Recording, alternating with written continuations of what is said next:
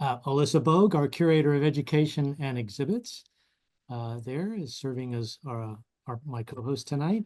And tonight we are joined by panelists Monica Arellano from the Muwekma Ohlone Tribe, Alan Leventhal and Jan English-Lueck from the San Jose State University Department of Anthropology, and from the new museum in Los Gatos, who originated this exhibition that we're showing at the Grace Hudson Museum, we have Alexandra Thompson and Cristiano Colantoni. Hope I pronounced that right, Christopher. Perfect. Beautiful. So without further ado, we'll get into the questions, and Alyssa and I will both be asking questions over the course of the next 45 minutes or so. So let's just start with, I'd like each of the panelists to introduce yourselves, no more than a minute, and tell us your roles that in regards to creating this exhibition. I'm just going to point. Alexandra, you want to start that? Sure. I am currently the collections manager and exhibitions registrar at New Museum Los Gatos. I was on the museum team that helped develop these exhibits, and I did a lot of things in that process. I co-led on the museum side the development of the educational programs and the educational toolkit that accompanied the exhibits, and I also sort of project managed in a lot of other areas relating to the exhibit. Fabulous. Cristiano, how about you? Hello, I'm Cristiano Colantoni. I'm the Director of Exhibitions and Collections at New Museum Los Gatos, also part of the project team that brought these exhibitions to life, responsible for overall production of artwork and content and relationships with the university and the tribe. Great. Monica, how about you? Hi everybody, I greet you in our Chochenyo language. I'm Monica Villariano. I'm Muwekma Ohlone tribal member, and I was a representative for the tribe in building this exhibition with everyone and working with the team. So I just want to express that we had a great experience working with NUMU on this. Thank you. Thank you. Alan Leventhal. Alan, you there? Yes, I'm here. I'm sorry, I'm fading in and out. I'm in Florida with no real internet. Anyway, my name is Alan Leventhal. I started at San Jose State University in 1978 and retired in 2019. I've been working with the Muwekma Ohlone Tribe since 1980 and as a senior archaeologist and an ethnohistorian. Thank you. And Jan. And Alan didn't really say enough about the absolutely seminal role he's had in really helping the Department of Anthropology rethink its relationship with Native communities and with community archaeology, and of course with this exhibit of being just an incredible resource for the students that I supervised as a professor of anthropology at San Jose State University. And my role in this is primarily as an educator. I supervise some of the graduate students, and I supervise the graduate students working with undergraduate students.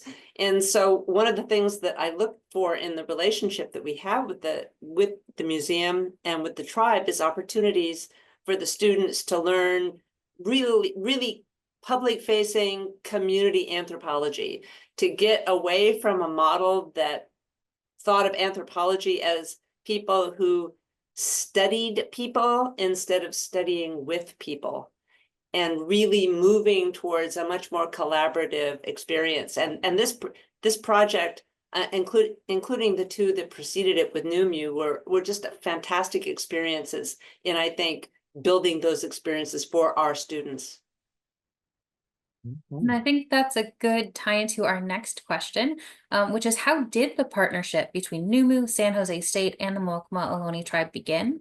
And how does it continue today? And what are the benefits to each organization? And I'm wondering if Jan, maybe if you want to answer first, or if Monica or Cristiano or Alexandra want to chime in as well. I'm happy to just continue the thought that I had started, because I think It started actually a few years ago between San Jose State and NUMU, but it started decades ago between San Jose State and the tribe. And I think largely because of the efforts of Alan and a few other faculty and students that were here. But one of the things we were looking for is those real world opportunities for students. And a few years ago, we collaborated with NUMU on 2 exhibits. One exhibit was with American Indian relocation called Cement Prairies. And the other was with the Muwekma, with Alicia Ragland, who was doing that for her master's project, Back from Extinction. And I think those 2 projects helped lay the groundwork for where we wanted to go with this one, because part of the feedback we got from Back from Extinction is, well, this tells us a little bit about the past of the Muwekma. Well, what are the Muwekma doing now? What's happening now? And we got that feedback from visitors.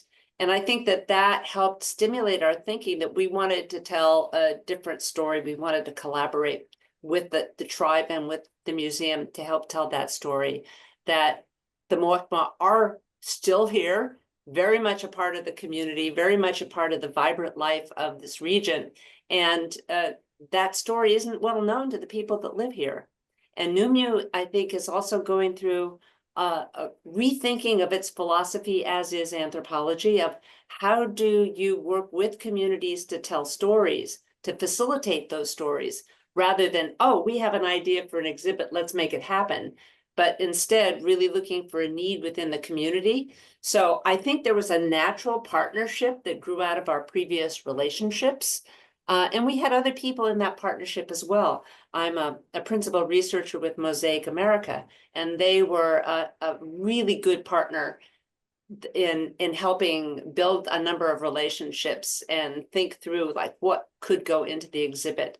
And speaking for my colleague, Roberto Gonzalez, who was the chair of the department at the time, one of the ways of sort of capturing that life now was through photography. And because of his experience as an anthropologist in Mexico, he knew Quique Arnal, who is an ethnographic photographer, who was able to really work with the community and capture some absolutely fantastic photographs that are part of the exhibit now.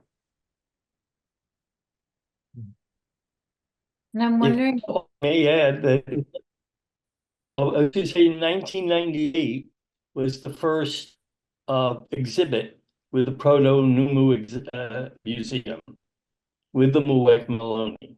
So it goes all the way back to 1998, and then another one in 2009. and I'm wondering if Alexandra or Cristiano or Monica would like to kind of talk maybe about some of the benefits of that partnership to each organization or how that continues today. Sure. Well, like Jan and Alan mentioned, the museum had partnered with the university and the tribe since the late 90s.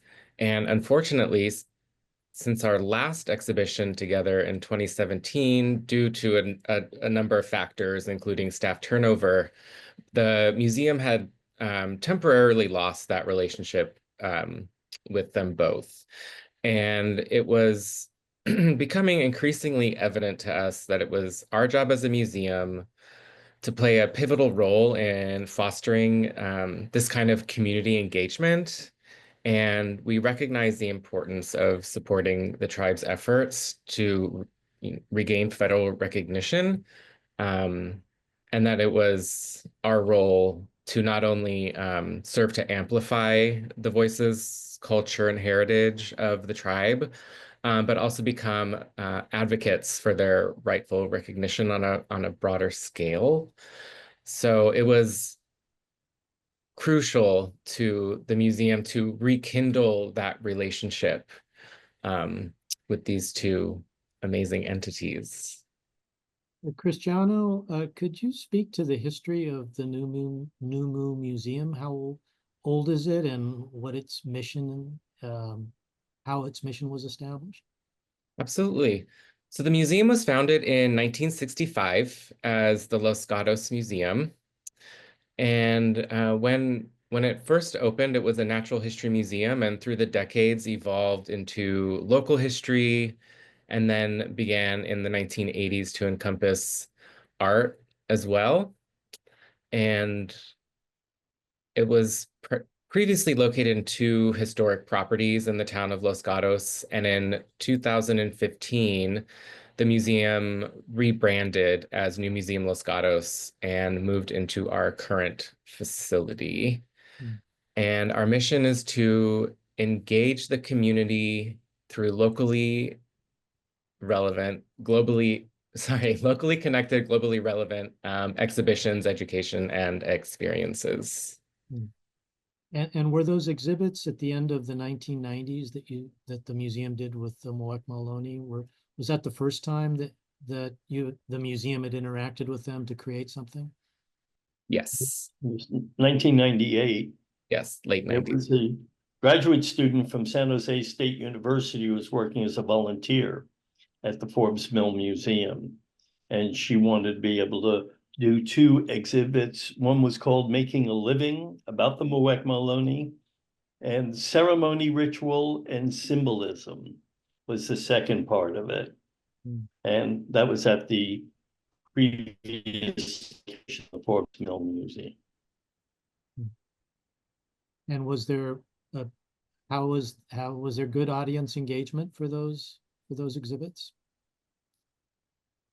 I might have been the only one around, but yes, both for the tribe, it was very engaging, but also for the visiting general public and school groups, it was quite remarkable because it's their first exposure to the history and heritage of the Muwekma Ohlone tribe, and also going back almost 10,000 years. I hate to say this, Alan, I was around too. And yes, it was pretty exciting. Oh, forgive me, Jan. I think I was around too, Helen.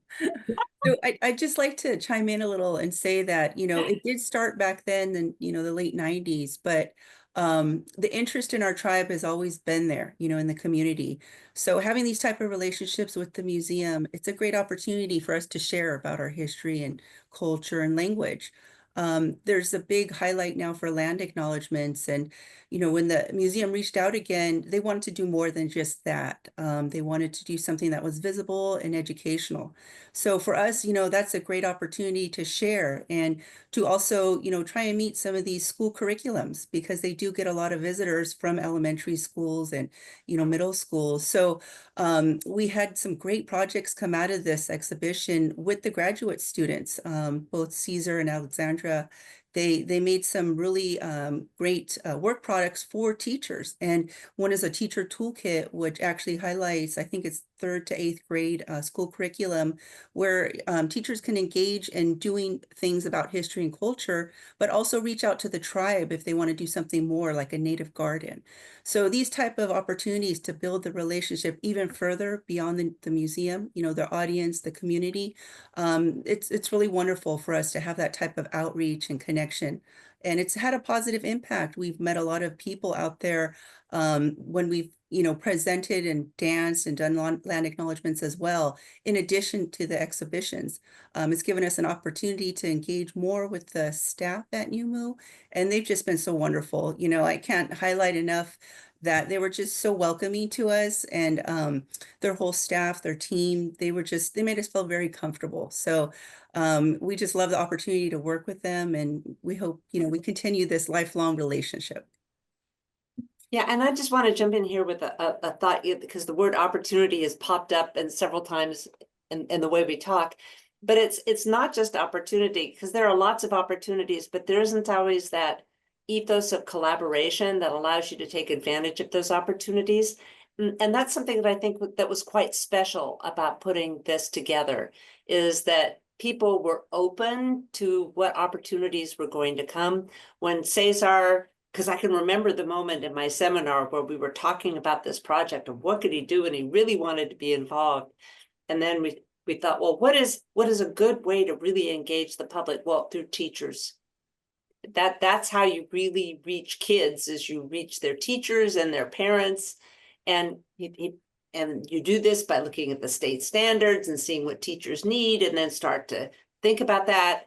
And then I said, you know, it could also be bilingual. And his eyes just lit up like, oh my goodness, here's a way of really amplifying that message. And when he proposed it, you guys were so beautifully open to that idea and supportive of him and getting him from that little idea in the seminar all the way through to the toolkit. It was such a great experience for everybody involved. Well, it sounds like the benefits touch every single one of you and your organizations in terms of increasing visibility of the Muwekma Ohlone and their story, of truly creating diverse programming at your museum, and also the educational aspect with the university. If I could just mention one more thing, Please. it Yeah. also was very inclusive to our youth, you know, which is really big because they're profiled in this exhibition quite a bit. You know, we mentioned about Quique Arnal, and he actually wanted to focus on contemporary, today's times. And, you know, a lot of the times were referenced in the past. And, you know, our big slogan is that we're still here, Maki Mak Numu. So for our youth to be highlighted in the exhibition and also to be a part of the programming, you know, when it was first opened up with the dance and with land acknowledgements, it really helps them. You know, we have a big support system for our youth, you know, to be Muwekma Ohlone Tribal Youth Ambassadors. And they're very proud of that, you know, because they're able to talk publicly, and it's helped them quite a bit as well, you know, because we all know how hard it is to speak in public, especially as a young person. So for them to do that for their people, for their tribe, you know, it's part of their highlight of their life. And to also work with other students, you know, graduate students. For us, it's an honor. We've been doing this work for years, you know, archaeology, and we've worked with different archaeology students from San Jose State, Foothill College, Stanford, Berkeley. So the opportunity, that's my son right there. He's in the exhibition. Lucas, you know, he and others, they've grown quite a bit within the tribe, and the work that they've been able to do and contribute, you know, to the overall messaging from the tribal leadership. So I'd just like to mention that this was a huge opportunity for them to excel, and we appreciate that as well. Yeah, love hearing that. For those of you, the images that Alyssa was just screen sharing are images from the installation of this exhibition at the Grace Hudson Museum. So you got a small snapshot of some of Quique Arnal's photography that is a big key asset to that. So here you are, you've all got an interest in collaborating. Tell us about how the process to create this exhibition started, and what were those early meetings like? Well, as I mentioned before, the museum recognized the need to, you know, reestablish this relationship to, you know, we were really open to any opportunity with the, you know, to partner with the tribe and the university. And so we looked through our old files, found some names. Alan was definitely one of them. We reached out to him and some other folks at the Department of Anthropology at the university, and also with our the previous contacts that we had on file with the tribe, and eventually got in touch with Monica. And yeah, the first meetings, we were, you know, there were very open conversations about, you know, what can we do? What do we all have the capacity and bandwidth to produce? So Alan proposed an exhibition on which eventually would turn into the part of the exhibition, the Reclamation Ancestral Aboriginal Homeland of the Muwekma Ohlone Tribe. And then as we were developing that, you know, through conversations with the team, the whole team, we would meet once a month And then, of course, those meetings would ramp up as the exhibition got closer to opening. But we started to have those conversations, like Monica was mentioning, that, you know, it's not just about, you know, these places or these pieces of public art that are honoring our heritage and our culture, but, you know, we're still here. We're part of the community.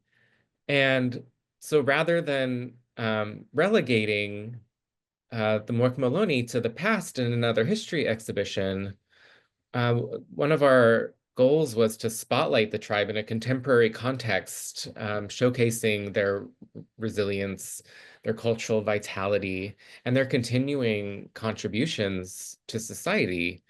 And by presenting Muwekma stories in a dynamic and multifaceted manner, we found that the exhibition really challenges stereotypes and promotes a more nuanced understanding of Indigenous identities and experiences. And if you'll allow me to dribble on a little bit more, but Jan also mentioned collaboration, and that was not just a buzzword. It was the fundamental core or asset to this exhibition and its success.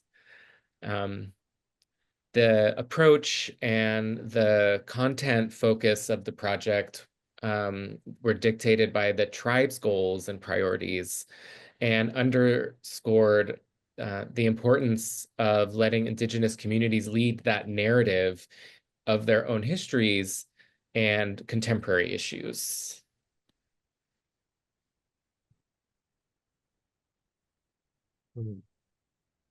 If Alexandra, I do might you wanna- add, or anybody actually? Go ahead. Are you saying something, Ellen? Oh, I think you froze. I was going to say, piggybacking on that collaboration, it really, Cristiano took the words out of my mouth. It really was, you know, everyone working together, driven by the tribe and what they wanted, even down to, you know, the photo selection of what went in the exhibit. You know, the tribe, you know, had the final say of what went in the exhibit. You know, the graduate students would interview tribal members for the content in the exhibit, and then start drafting the exhibition text. And, you know, Mu would refine it a little bit, and then we'd send it to Monica and Alan to make sure it was accurately reflecting the story that the tribe wanted to tell. And so everyone was seen by many eyes.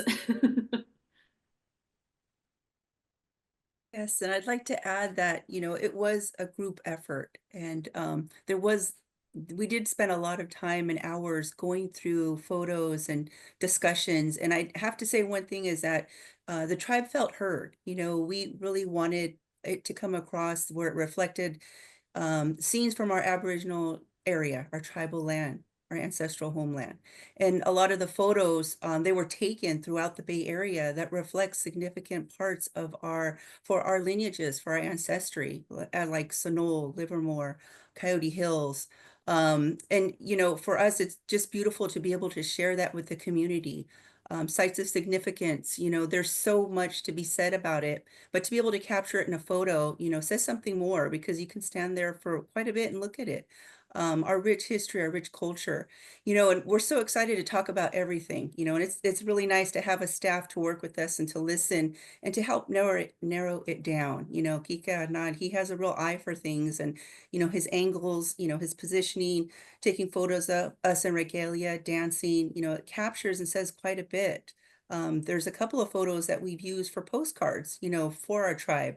And, you know, that's going to live on, these photos. And now it's a traveling exhibition. It's in your museum, you know, in Ukiah. So for us, that's huge. You're talking about California Indian history and culture. And it's just beautiful to be able to share that in other parts of California.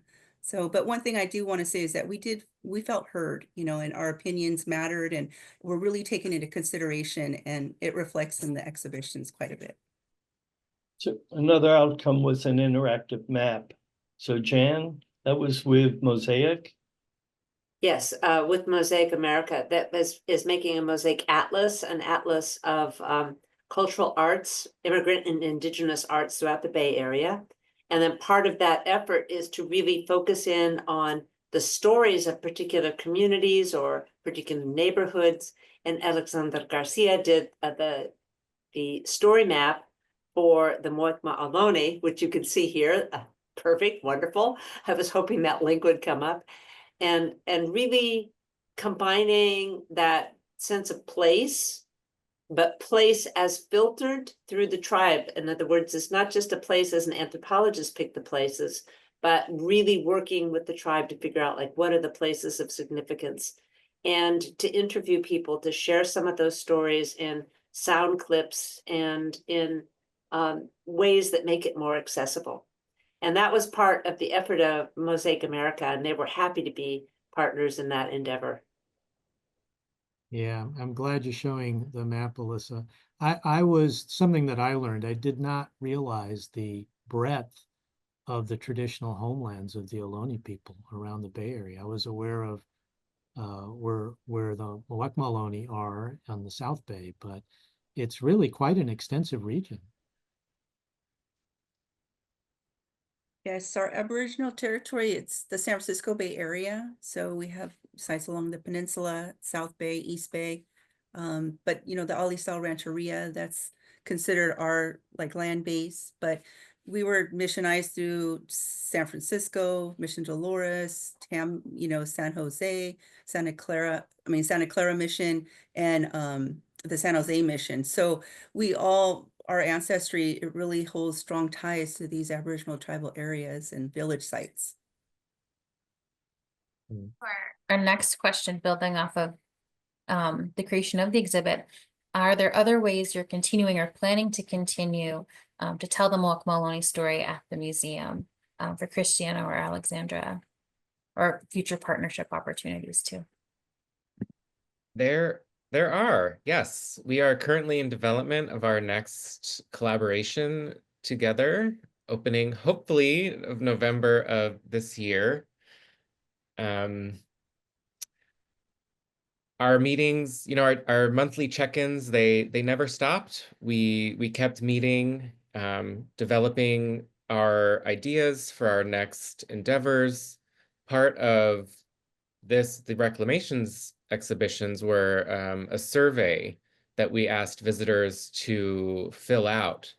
And one of the questions was, what else about the Muwekma Ohlone culture or history, or what aspect do you want to learn more about? And the resounding answer, the one that rose to the very top, was issues of land stewardship and sovereignty. So we took that and ran, and we're in development of an exhibition about the revitalization, or to use a very Western term, renaissance of Muwekma culture as it relates to the earth, to the land and the sea, and how that serves as either the material or inspiration, or what aspect of the land affects issues like land sovereignty, land stewardship, food sovereignty and politics, ethnobotany, how it intertwines with their language, music and song, dance, and these various aspects of their culture that they're currently revitalizing. Would you include spirituality as part of in that group of things you described? We haven't touched on spirituality. It does No. creep into those discussions. I've noticed it but in a sense, all those categories you've talked about are very Western categories. And it's not as if land and food and sovereignty and spirit and all of those things are really separate.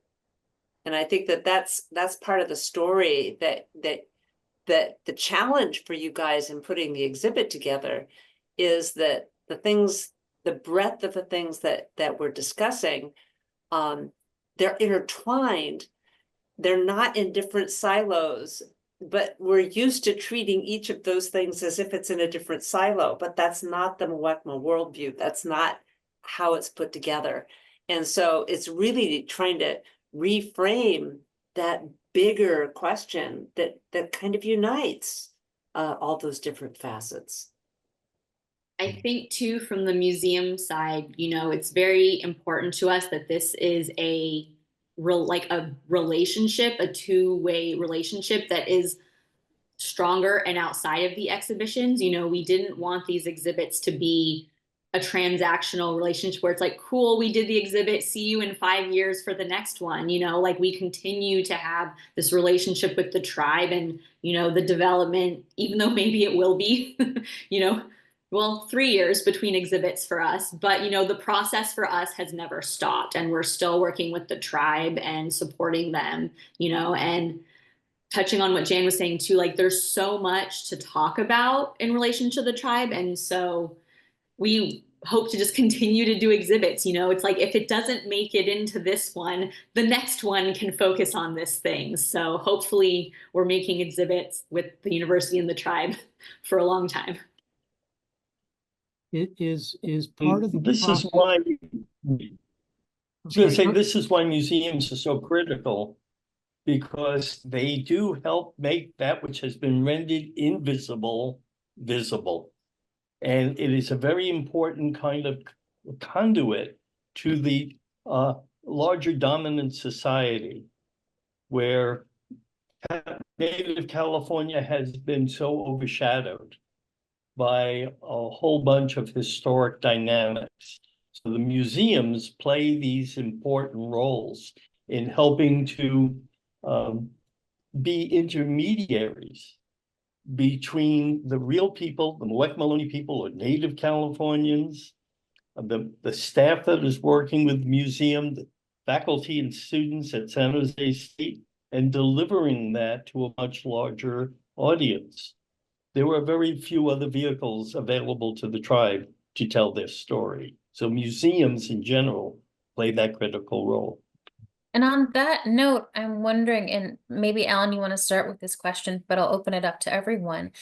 Did you have specific goals for what you wanted this exhibition to accomplish? You know, what were they and why do you see them as being important? Well, let me just contextualize something that the tribe has been renaming their ancestral heritage sites in their own language. Monica was the co-chair of the Muwekma Ohlone Language Committee, and it was part of a form of reclamation in the face of the dominant society, because no one sees these ancestral heritage sites. So I had recommended not only heritage sites, but also sites of historical importance, as well as contemporary representation of the tribe. So I hammered out a list of potential sites to be included as part of the narrative. And Monica played that crucial role from the tribal side, but also Jan and the students and the staff at the museum kind of put together this tapestry of interaction. But that was the goal. The goal was how to bring forward this form of reclamation by a tribe that was declared extinct by Alfred Kroeber at Berkeley, even though he reversed himself years later on. I'm wondering if anyone else would like to add on about their specific goals for the museum or for the exhibit, sorry. Sure. I'd like to actually kind of add on to what Alan was last speaking about, and that the exhibition is not quite over for us in terms of it still lives on their website. So it's still there if anybody wants to visit the museum, New Museum, with their exhibition, because they have a lot of information there. The photos are there, the teacher toolkit I mentioned about, and a lot of education about the tribe. So, and that was actually one of our goals, getting that visibility about who our tribe is today, you know, as well as our ancestry and our history, but that we're contemporary, we're still here. And these, you know, type of partnerships that we've created with San Jose State, Mosaic America, NUMU, it helps us get that visibility that we need to get to the greater and reach the greater community. From this, the second site where it went to this traveling exhibition was the Jose Museum at Santa Clara University. So that's reaching a whole new audience with students, educating them about even more about the Muwekma Ohlone Tribe and the land that they go to school on. So partnerships, that was a big goal of ours, creating new partnerships, and we have, and educating the public. A goal of ours at the museum was to tell these stories in an authentic way. No one at the museum is an expert on any of this. We learn something new every time we meet.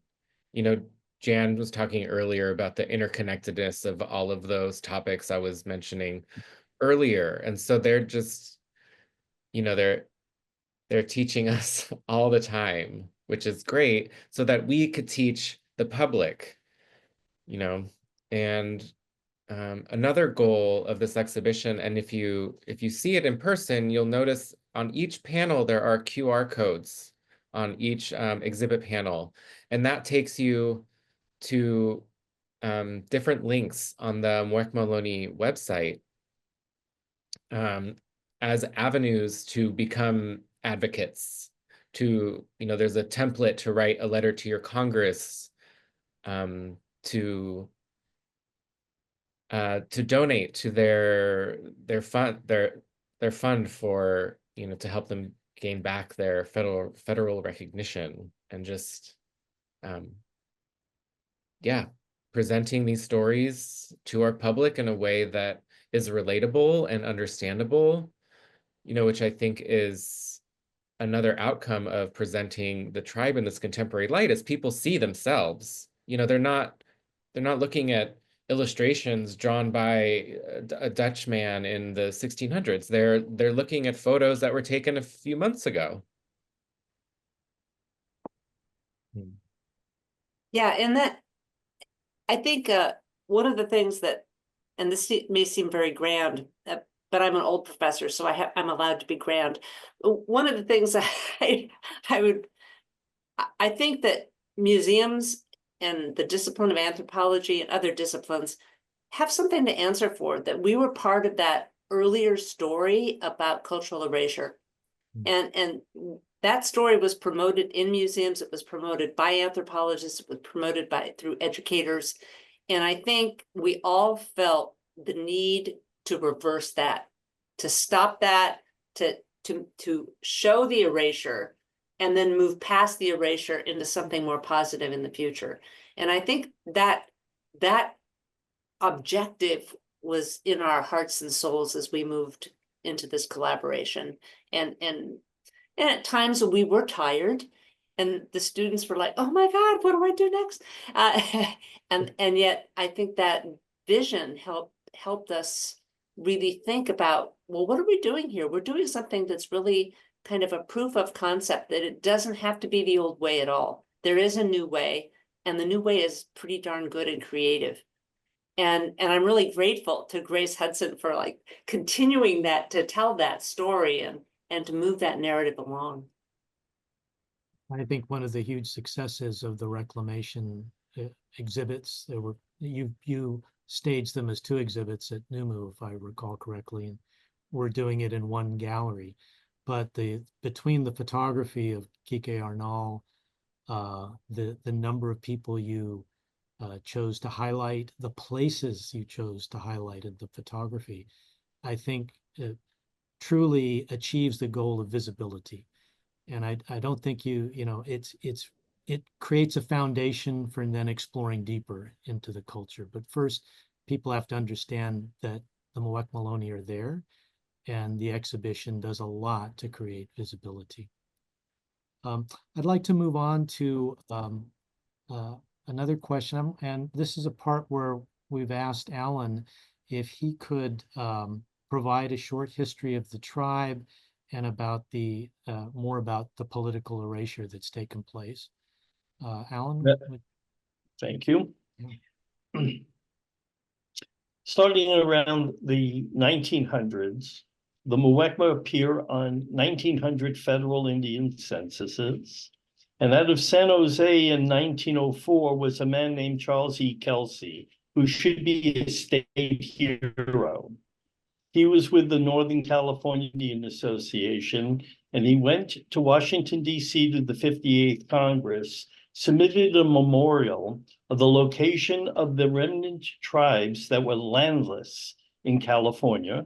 And he and a clerk discovered the 18 and ratified treaties of California that was sealed under secrecy in the Senate archives. When they removed the seal, they realized that the only legal instrument the federal government had to take land from Indians was through treaty. And the treaties of 1851, 1852 were never ratified. So Native Californians never lost their title to their land because it was never quieted. So Congress freaked out. They named Kelsey Special Indian Agent for Northern California, which was Los Angeles to the Oregon border, was Northern California. He included the Muwekmas at not the full complement of tribal members, but at Alisal in Pleasanton and the Niles Rancheria during the Special Indian Census of 1905-1906, which placed the tribe under the jurisdiction of the then Indian Service Bureau. They became federally recognized at that period of time. Congress appropriated, starting in 1906, to buy land for landless California Indians. This is how the rancherias come about. In that period of time, the Muwekmas was slated to have land purchased for them. And the jurisdiction fell under the Reno Agency, which is a distance away from the coast. And then in 1927, shifted to the Sacramento Agency under a fellow named Lafayette A. Dorrington, who was investigated for dereliction of duty. And he responded to the Commission of Indian Affairs when asked, list by county, all of the tribes and bands who have yet to receive land under your jurisdiction. He proceeded to remove 135 tribal communities as being eligible for land purchase. And the very first ones were the Verona Band of Alameda County, the Muwekmas. So they languished. But in 1928, passed was the California Indian Jurisdictional Act. So the Muwekmas enrolled, the families enrolled with the Bureau of Indian Affairs 28 to 32, 48 to 57, 68 to 71. Kroeber, 1925, declared the 3 historic Costanoan tribes in San Juan Bautista and Monterey and the Muwekmas of Verona Band extinct. But in 1950s, in the claims hearings, he reversed himself and said they're biologically, they're still full blood. It's the information that they can't give anthropologists. We say those systems are extinct.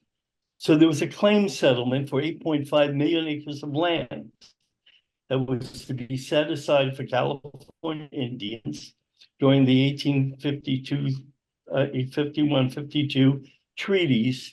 There was a settlement for that land. Each surviving head of household received a check for $150 with interest for 8.5 million acres of land.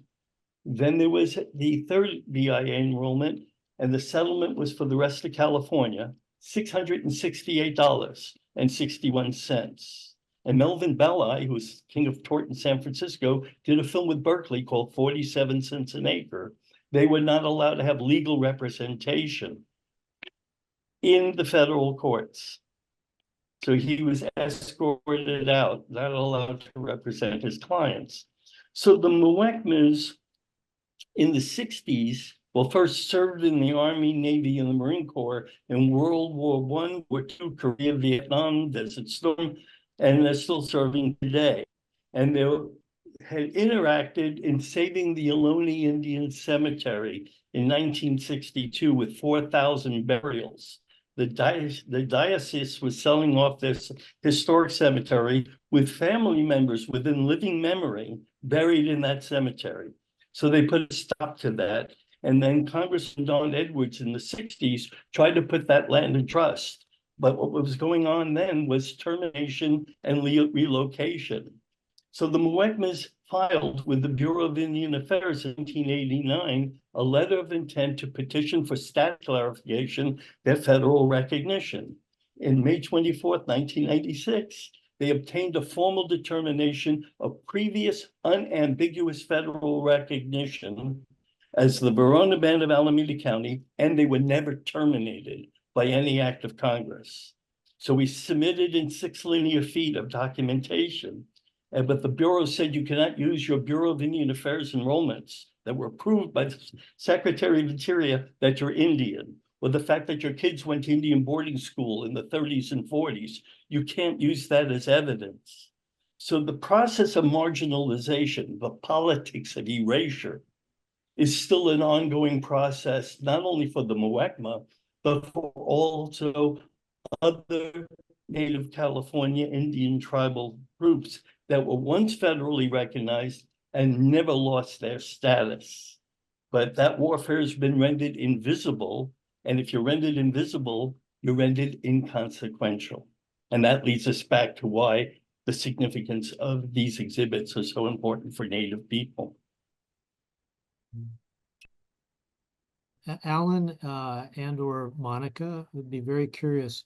Why is federal recognition important? I think this is something I really would like to make clear to our audience tonight.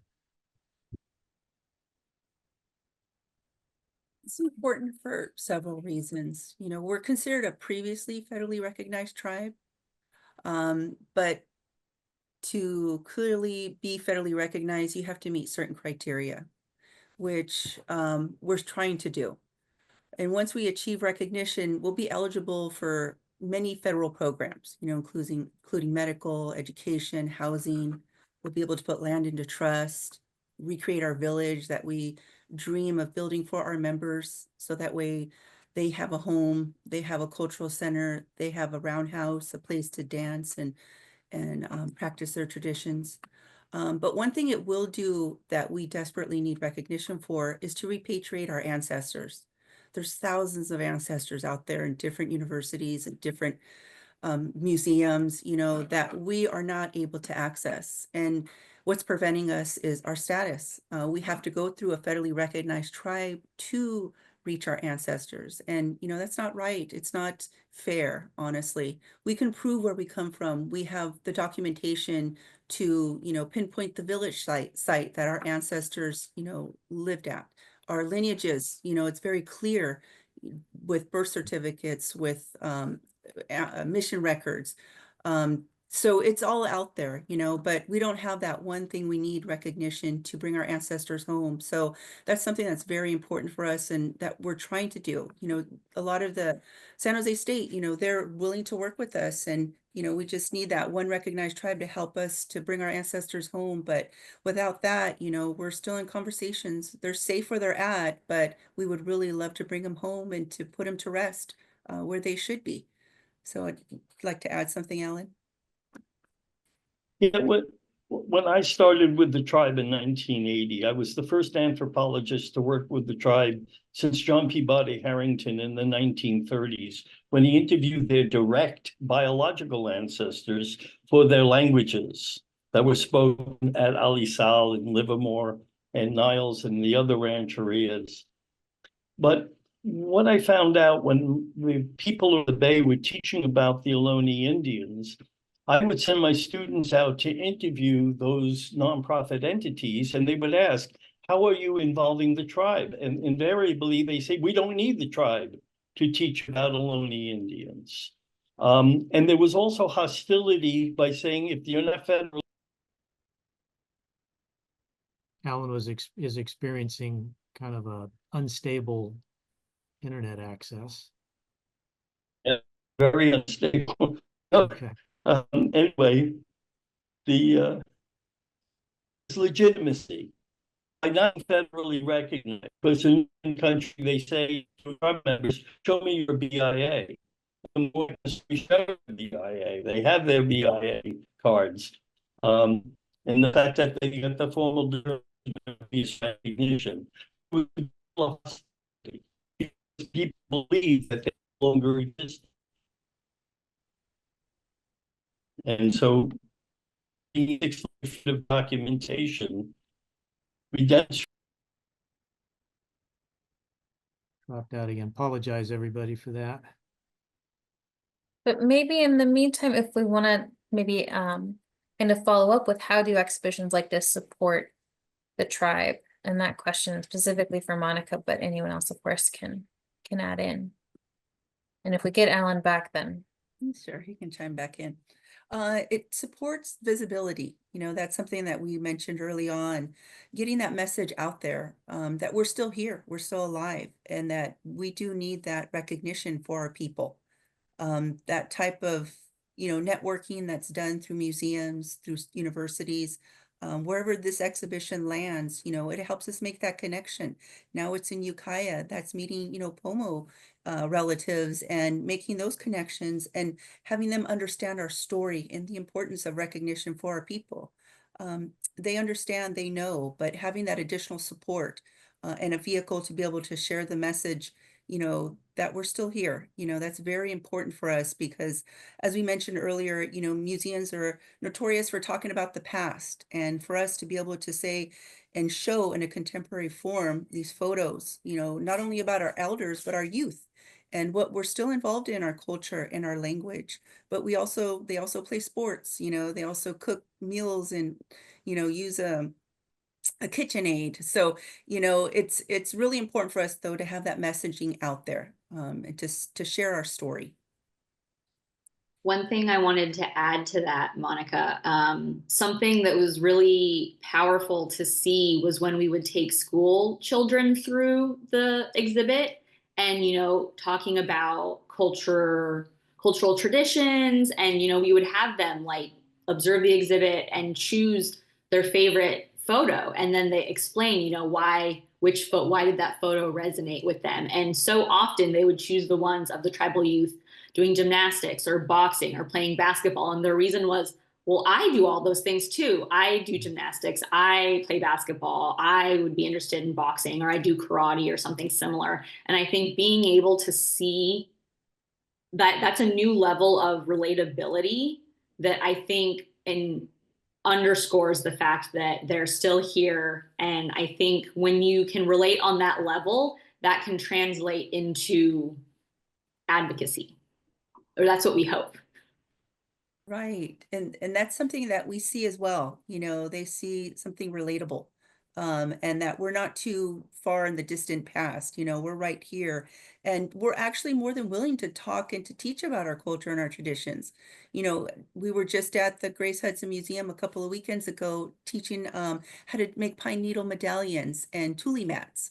And for us, it's always so nice to share about the natural resources that were used. I was there with my cousin, Mandy Macias. You see her there in the background of the photo.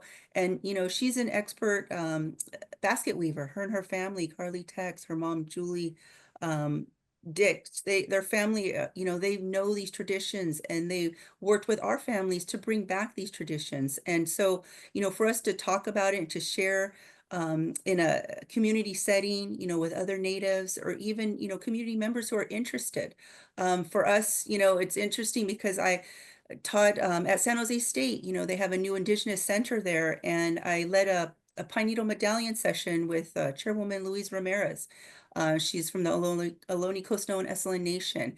And, we met so many beautiful people. And one of the students, she's a parent, and she invited us to go to her child's like multicultural day at their school. And we taught Ohlone games, so we're reaching a whole new audience, and they're starting very young, little children who are really interested in learning about our culture. And, for us, these are future supporters, they're advocates of our cause. So, having a museum that has these photos that have, our artifacts or something to share and talk about our people, it's really special for us. And, anytime there's that opportunity again, we're going to seek it and we're going to build on it. So, I just want to thank you all for for doing that for our people. You know, it means so much to have these places where we can show and talk about our stories, and especially, you know, our sites of significance that are really special for our people. And, you know, until you see the land, until you're there and you feel it, you know, it's just something special, you know, and I really feel it was captured in these photos. As I mentioned, they're all sites that are very important to our people. And one of them, you know, it's taken in Livermore with two of our, one is a councilwoman, Joanne Brose, and her sister, Irene Anderson. They're standing on the land that their grandmother was born. And, you know, for them, that's special. And it just, you know, it brings tears to their eyes to think that's captured in a photo. It's in a museum and people are seeing this and they're talking about it. So, you know, it's just so wonderful for us to be able to share this information. Oops. I would like to encourage anybody in our audience who's got questions, feel free to put them in the Q&A box or comments in the chat box. We'll be looking out for that. I wanted to ask you, you know, Alan, as you were telling us a very brief history of the Muwekma Ohlone and the struggles with the federal government. And of course, this spans decades and over a century, actually. And the appeals have gone through many different administrations in United States history. Was there any sense that when President Biden nominated and got approved the first Native American as the Department of the Interior, how did that resonate with you all? And did you see that as perhaps a really good opportunity to press your case about federal recognition? Yes and no. Deb Howland was from the Pueblos.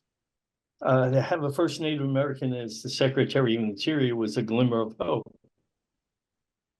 In the past, we've dealt with the Assistant Secretaries of Interior, of Indian Affairs, that usually are the decision makers.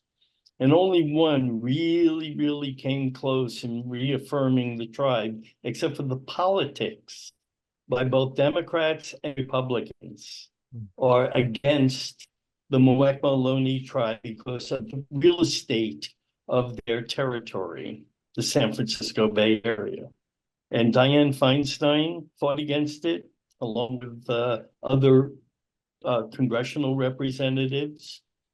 Even though they were specifically named, let's go back a second, 1992, he wrote a federal recognition bill with Senator Daniel Way from Hawaii and Congressman George Miller of Pleasant Hill, California. And it was hijacked by the Bush administration to create the Advisory Council on California Indian Policy. 1992 to 1998, we held hearings around the state to various Indian tribes of what their needs were. And we submitted those reports to Congress. Okay. Out of that came a legislation from Congressman George Miller called the Tribal Status Clarification Act of 2000. They specifically named Muwekma as a previously federally recognized tribe with 5 other tribes to be restored. And it was a time when the Democrats basically said, we don't want to get dirty in Indian affairs. That was the view.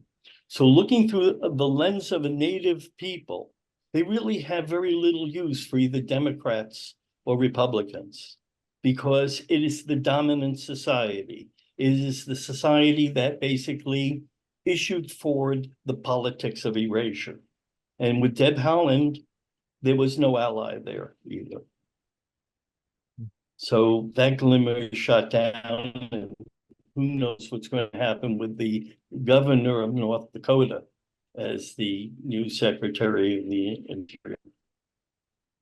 I'd just like to add, you know, this is something that we've been dealing with for years. It started over 40 years ago with our previous chairwoman, Rosemary Cambra. And it started over the issue actually of our ancestors, you know, being disrespected at an ancestral heritage site in San Jose.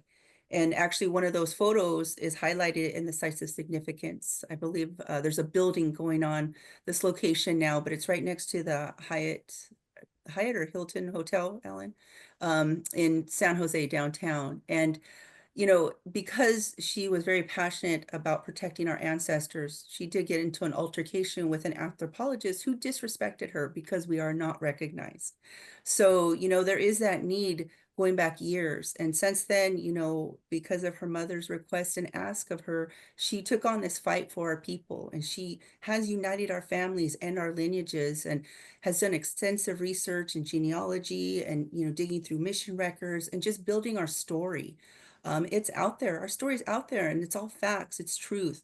It just takes the right administration to review the material and to listen and to want to do the right thing. Unfortunately, it didn't happen with the last administration, but we're still hopeful. We're praying. We have a lot of prayer warriors in our family, so we know we will achieve recognition one day. We will. So we are very hopeful, as we mentioned, but we do want to highlight all the work that's been done, by our former chairwoman, the former council administration to present. And, it's an ongoing struggle, and we are very vocal about the need and the want and, the demand also, for recognition, because our people, they need it. Our ancestors, our elders are dying. My father's passed. He was the first chairman of the Elders Council. Others have passed recently. We had in my lineage, Ishmael Arellano, he just passed. These are elders, these are pillars. They're our prayer warriors. And, other elders have passed on, but they have their next generation seated at the table working for us and being vocal and doing this advocacy work.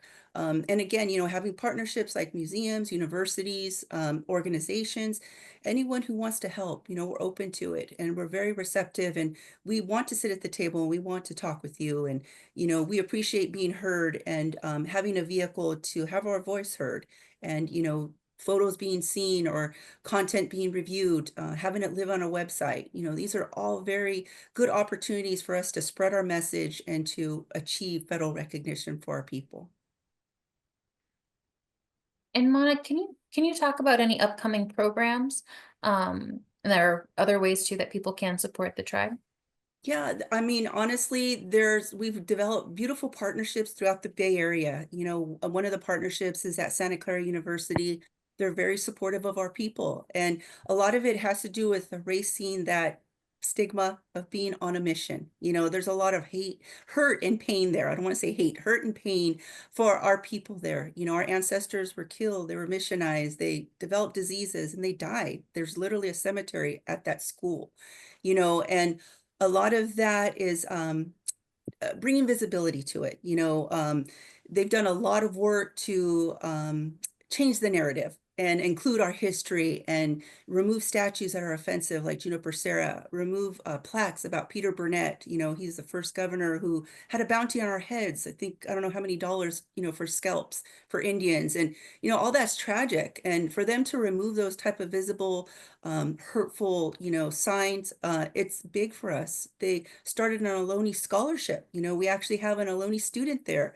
And we'd love for all the universities in our tribal area, Stanford, Berkeley, Cal State Hayward, anywhere, to, have that type of opportunity for our students, because these are our future leaders, and we would love to have them educated right here in our homeland, and come home and give back. That's what we're doing. We're building our future leaders. And, it's just, I don't know, it's just so much, it's overwhelming. But other things that, schools are doing, they're raising our flag. They're bringing that visibility to when you walk on campus, you see that you're in the homeland of the Muwekma Ohlone people. They're saying our land acknowledgement, they're having their school senates, approve it. So it's the actual land acknowledgement for the school. That's something Cal State East Bay, formerly Cal State Hayward, has done. San Jose State, they're another who have adopted our land acknowledgement. Chabot College, they have as well. They're in Hayward, the East Bay. They raised our flag and they fly it every day. They're constantly telling us, this one's getting worn out. We need a new one. So, for us, we love that, that visibility, because it opens the conversation. It starts it, and people reach out and they want to know more. What can they do? And there's different schools who have started these advocacy groups called Justice for Muwekma. And these are students who are, advocating for our cause. They're calling their congressperson or, local representative, and they want to make sure that we're seen, we're visible, we're heard. And it's with their help that we're going to get that message out there. Even our tribal members, as I mentioned, our youth, they're very proud of who they are, and they're becoming older, and they're at that age where, they're all into social media, things that are beyond me, I don't even understand, but they're out there in their TikTok videos and they're spreading the message. And it's just beautiful because once it's out there, it lives out there, and it's open access to anyone who can reach it. And just these type of, visible markers. We renamed a path at Cal State East Bay, Muwekma Inu. It's Muwekma Way. There's actual like stones, paver stones in our Chochenyo language at Chabot College. We're working with the, San Jose State to have an exhibition there. There's murals that are made. You saw the one with Alfonso Salazar, he painted at the Guadalupe Trail Walkway. Those visible markers, they're all very helpful for us for achieving our goal of recognition and gaining that local support and statewide support, and the United States support from the United States as well. So that's our main goal: recognition, and any avenue we can take, we're going to seek it. And I know you said there's a program coming up that people can attend. Can you say something about that? Right. So, I spent a lot of portion of my years involved in the politics of our tribe. Since then, I've kind of shifted into more of the cultural and the language. I've done a lot of work to teach about, our cultural ways, our language, and to educate the public so they can understand, and it's just another vehicle of reaching that audience.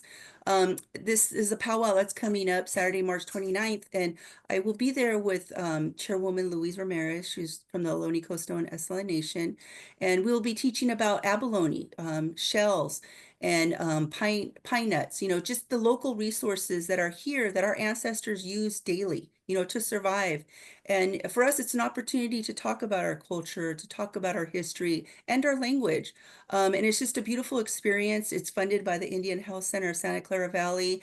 They provide all the supplies, so it's a free event.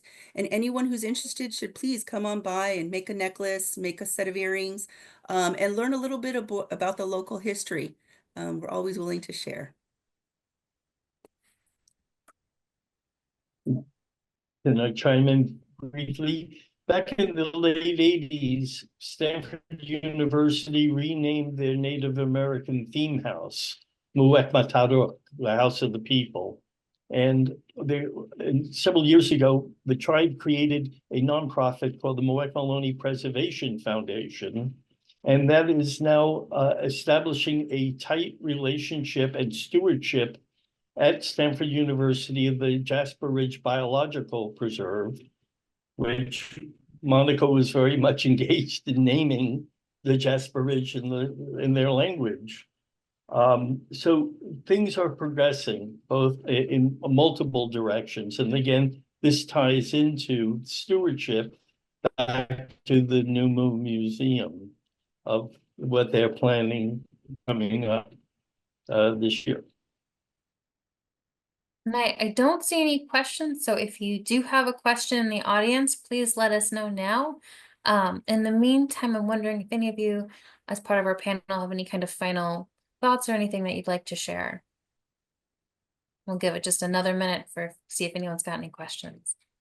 I'd like to add, building on our relationship with Stanford University, the president, she actually, on her website, she she posted our Chochenyo land acknowledgement. So it's our land acknowledgement in our Chochenyo language. And that's something, it's a video recording you can see if you visit her page.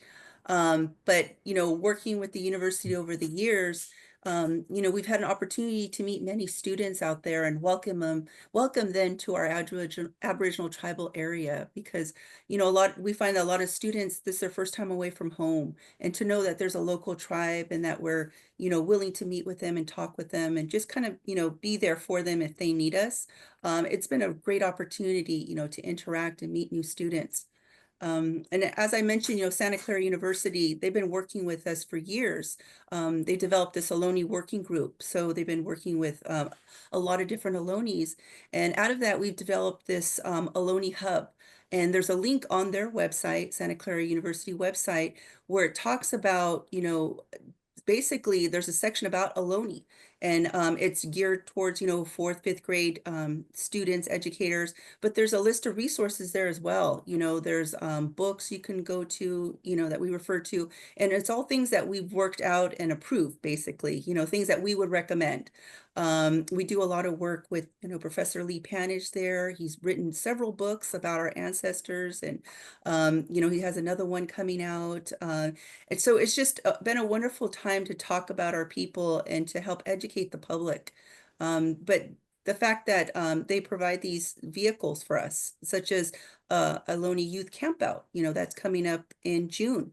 This was created a couple of years ago by the student who is at Santa Clara University for our members.